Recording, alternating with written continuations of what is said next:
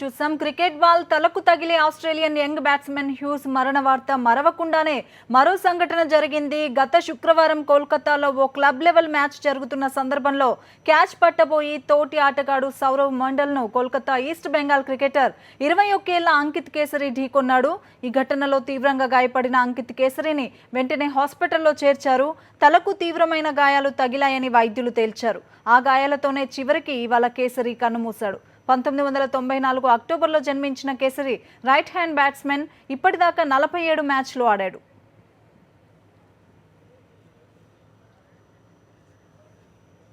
ఈ ఘటనపై మరింత సమాచారం మా స్పోర్ట్స్ కరెస్పాండెంట్ జె శ్రీనివాస్ అడిగి తెలుసుకుందాం. శ్రీనివాస్, క్రికెట్ బాల్ తగిలి మరణించిన సంఘటనలు చాలానే ఉన్నాయి. అయితే క్యాచ్ పట్టబోయి గాయపడి ప్రాణాలు కోల్పోవడం ఇదే మొదటిసారా? వివరాలు చెప్పండి.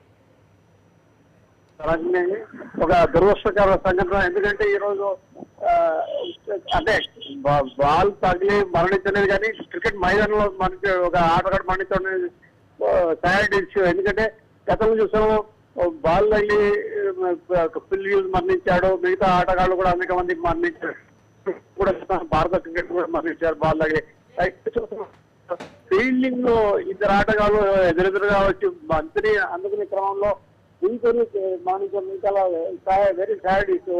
ఇండియన్ క్రికెట్ హిస్టరీలో ఇండియన్ హిస్టరీ మాత్రమే కాదు, ఈ వరల్డ్ లెవెల్ హిస్టరీలో చూస్తూ కూడా ఫీల్డింగ్ లో మరణించడం అనేది చాలా చాలా దారుణమైన విషయం, చాలా సంఘటన. ఈ ఆటగాడికి మంచి భవిష్యత్తు కూడా ఉంది. 21 years ఆటగాడు క్రికెట్ లో ఆడు.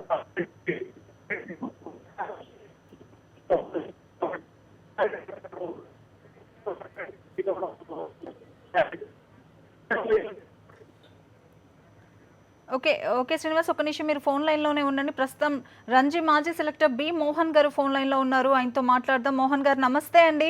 ఇలాంటి సంఘటన జరగకుండా ఫీల్డర్లు ఎలాంటి జాగ్రత్తలు తీసుకోవాలని మీరు భావిస్తున్నారు? అంకిత్ కేసరి విషయం మీకు తెలిసే ఉంటుంది, ఏ విధంగా చూడాలంటారు?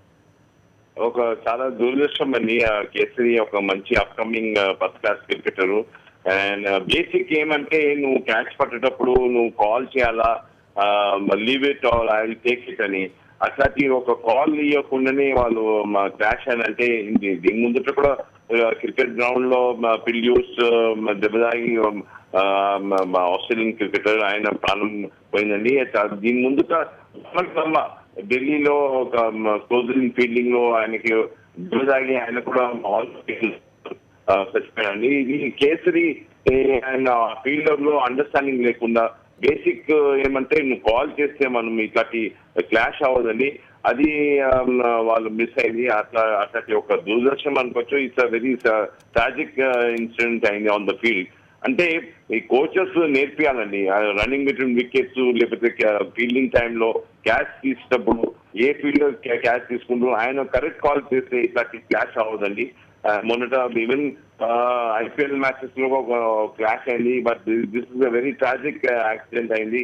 అప్కమింగ్ క్రికెట్ ప్లేయర్ అండి. We feel very sorry for Kesari అండి. థ్యాంక్ యూ మోహన్ గారు. మళ్ళీ మనం మా స్పోర్ట్స్ కరెస్పాండెంట్ శ్రీనివాస్ వద్దకు వెళ్దాం. శ్రీనివాస్, ఇప్పుడే మనకి మోహన్ గారు కూడా చెప్పడం జరిగింది, ఏదైతే వీళ్ళు ఫిట్నెస్ దగ్గర నుంచి మొదలు పెడితే గ్రౌండ్లో ప్రాక్టీస్ వరకు ఆట జరిగేటప్పుడు కూడా ఏ విధంగా ఉండాలి, ఏ విధంగా వీళ్ళు ఆడాలి, ఏ విధంగా తమని తాము రక్షించుకోగలుగుతూ ఆటలో పార్టిసిపేట్ చేయాలి అనే విషయం కూడా కోచ్ చెప్తూ ఉండాలి. కొంతమేర కోచ్ కూడా దీనికి సంబంధించి వివరాలు చెప్పకపోవడం, వాళ్ళ వైఫల్యాలు కూడా కనబడుతున్నాయి అని చెప్తున్నారు. మీరేం చెప్తారు? నిజమే తెలంగాణ. ఎందుకంటే కోచ్ సాధారణంగా ఫీల్డింగ్ వెళ్ళిపోవాలంటే మైదానం వెళ్ళిపోవాల, నెట్ లో కోచ్ కి ఎలా విషయంలో సలహాలు ఇస్తుంటారు, ఎలా ఆడాలి, జరగకుండా ఎలా నివారించుకోవాలనే విషయాలు చెప్తుంటారు. అయితే యాక్చువల్ ఫీల్డ్ వచ్చేసరికి డిఫరెంట్ కూడా మ్యాచ్ సిచ్యువేషన్ డిఫరెంట్ గా ఉంటుంది. ఇద్దరు ఆటగాళ్ళు బంద్ కోసం వచ్చినప్పుడు కాల్ ఎవరు ఇవ్వాలి అంటే లీవ్ ఇట్ అని చెప్పి అంటే అవతల వ్యక్తి వదిలేస్తాడో ఇతను క్యాచ్ పట్టుకునే అవకాశం ఉంటుంది. ఇప్పుడు చూసానికి ఈ సంఘటనలో మరి ఇద్దరు కూడా ఎవరు కూడా కాల్ ఇచ్చినట్టు కనపడతలేదు. ఇద్దరు కూడా బంతి కోసం పరిగెత్తారు. అంటే బంతి పైన ఆకాశంలో వస్తున్న బంతి మీద దృష్టి పెట్టారు, కానీ ఎదురుగా వచ్చి ఆటగాడిని గమనించినట్టుంది. ఈ నేపథ్యంలో వారిద్దరు కూడా పరస్పరం ఢీకొన్నట్టుంది. ముఖ్యంగా తలలో ఢీకి ఉండడం వల్ల సెన్సిటివ్ పార్ట్ అతనికి దెబ్బతగిలడం వల్లనే అతను కోమలోకి వెళ్ళేసి చూస్తున్నాం. ఏదైనా సరే ఇది సాడ్ ఇష్యూ.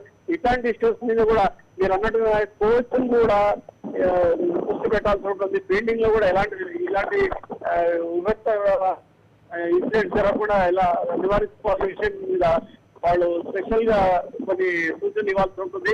ఏదైనా సరే ఇలాంటి ఇన్సిడెంట్ పునరావృతం కాకుండా బీసీసీ కూడా తమ కోచ్లకి అన్ని స్టేట్స్ ఉన్న కోచ్లకు కూడా ఒక సర్క్యులర్ కూడా జారీ చేసి వారికి మార్గదర్శకాలు ఇవ్వాల్సి ఉంటుంది.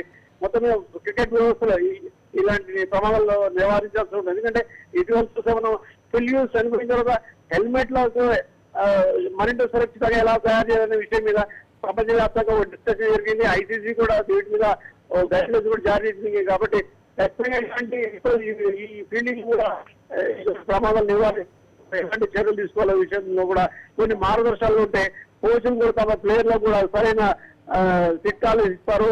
అదే మాదిరిగా ఫీల్డ్ లో కూడా ప్లేయర్లు కూడా అప్రమత్తంగా ఉండాలి. కేవలం కోచ్లు చెప్పారని కాదు, కోచ్లు ఎలాగో మైదానం వెలుపల నెక్స్ట్ రోజు చెప్తారు. మ్యాచ్ సిచ్యువేషన్ లో మాత్రం ఫీల్డర్లు మాత్రం జాగ్రత్తగా ఉండాలి. అక్కడ ఎవరు కూడా వారిని ఆదుకునేందుకు రారు కాబట్టి వాళ్ళు జాగ్రత్తగా ఉండాలి.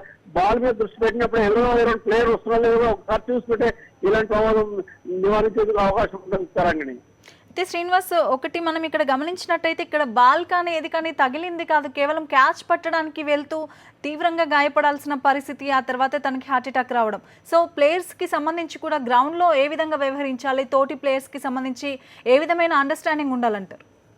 నిజమే, ప్లేయర్ల క్రికెట్ అనేది ఒక టీం గేమ్ కాబట్టి అందరి మధ్య మంచి సమన్వయం ఉండాలి. ఎవరైనా సరే క్యాచ్ పట్టుకున్న అవతల వ్యక్తి వదిలేస్తే ఇంకొక ఫీల్డర్ క్యాచ్ పట్టుకునే అవకాశం ఉంటుంది. దానికి వాళ్ళు కాల్ ఇవ్వాల్సి ఉంటుంది. అది ఇక్కడ బంతి తగిలి చనిపోలేదు మీరు అన్నట్టుగానే ముందు వాళ్ళిద్దరు తలలు తగిలాయి, సెన్సిటివ్ పార్ట్ లో అతను తగిలింది, అది కోమలోకి వెళ్ళడం జరిగింది. ఆ తర్వాతనే అతను మళ్ళీ హార్ట్ అటాక్ కూడా గురి కావడం జరిగింది. ఇవన్నీ చూస్తుంటే సీక్వెన్సెస్ చూస్తుంటే మనం ఖచ్చితంగా ఈ చాలా స్ట్రెస్ గురైనట్టు కనబడుతున్నాడు ఈ ప్లేయర్. కాబట్టి చెప్పాలంటే ఖచ్చితంగా ఈ ప్లేయర్లు జాగ్రత్తలనే ఎక్కువగా తీసుకోవాల్సి ఉంటుంది. అక్కడ ప్లేయర్ల మధ్య సమన్వయంలో మనం గమనించాల్సి ఉంటుంది. అయితే శ్రీనివాస్, ఇలాంటి సంఘటనలు నిజంగా కూడా ఇప్పుడు అప్కమింగ్ క్రికెట్ ప్లేయర్స్కి కూడా ఒక రకమైన సందేశాన్ని ఇస్తున్నాయని మనం చెప్పుకోవచ్చు. ఎందుకంటే హ్యూస్ మరణ వార్త మనం తెలిసింది, అలాగే ఇప్పుడు అంకిత్. సో ఇలా జరుగుతూనే ఉన్నాయి. సో స్పోర్ట్స్ లవర్స్ దీన్ని ఏ విధంగా చూడొచ్చు అంటారు? నిజం మీరు చెప్పింది తెలంగాణ. ఎందుకంటే కోచ్లు కూడా ఒక మార్గదర్శకాలు ఉండాలి. ఫీల్డర్లకు ఎలాంటి సూచనలు ఇవ్వాలి, బ్యాట్స్మెన్కి ఎలాంటి సూచనలు ఇవ్వాలి అనే విషయంలో మార్గదర్శకాలు ఉండాలి.